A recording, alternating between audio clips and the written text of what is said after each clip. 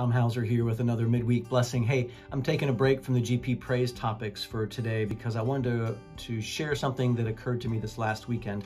I went on a backpacking trip to Wildcat Hollow in Wayne National Forest for an overnight and an all-day on Friday trip. And it was a great trip. It was hard, but it was really, really good. But something happened on day two. In fact, it happened maybe 100 times on day two. They just kept driving home the same idea in my head. So I'm walking through the woods, most of which is pretty shaded, but occasionally the sun would be able to break through the trees and there'd be this ray of sunshine across the path. And almost every time that ray of sunshine was across the path, there was something else in that ray of sunshine, which was a spider web.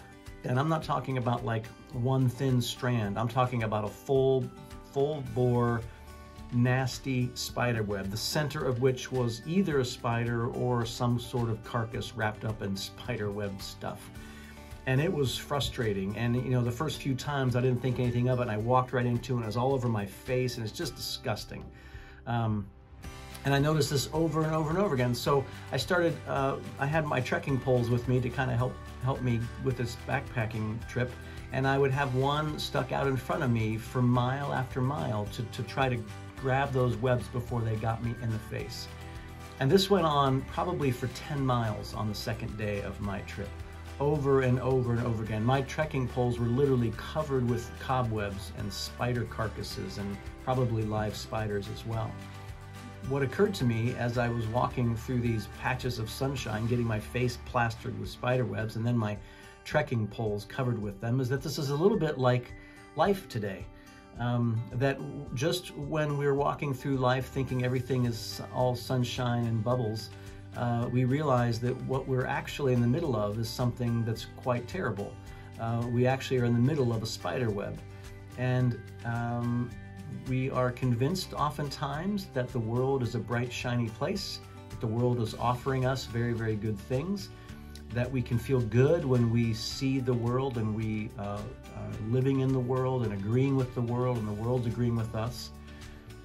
But I've been reminded a lot lately that that is not the call that we have as Christians, to be happy with the world. That in fact, when the world, when we find ourselves agreeing with the world and the world agreeing with us, that's probably, not always, but almost always a sure sign that our face is in a spider web, that we found our place someplace that is not good at all. Let me read you this passage from Paul's second letter to Timothy. It's in 2 Timothy chapter 4, verses 3 and 4. He says, "For a time is coming when people will no longer listen to sound and wholesome teaching. They will follow their own desires and will look for teachers who will tell them whatever their itching ears want to hear. They will reject the truth and chase after myths." In our GP Reads last week, in 1st, 2nd, and 3rd John, I noticed this word truth over and over and over again. That John, the Apostle John, was fixated, was focused on, wanted to make sure that his readers understood how important it was to know the truth. And friends, I just want to encourage you that if the world tells you something, you can almost be guaranteed that it is not true. There are times when the world's truth overlaps the biblical truth, but almost every time, the bright sunny spots of the world are not actually bright or sunny. They are actually cobwebs ready to trap you and suck onto your face and cause you great distress. So be the kind of Christian who searches the Word, who uses the Bible as that trekking pole to keep the cobwebs, to keep the spider webs off of you.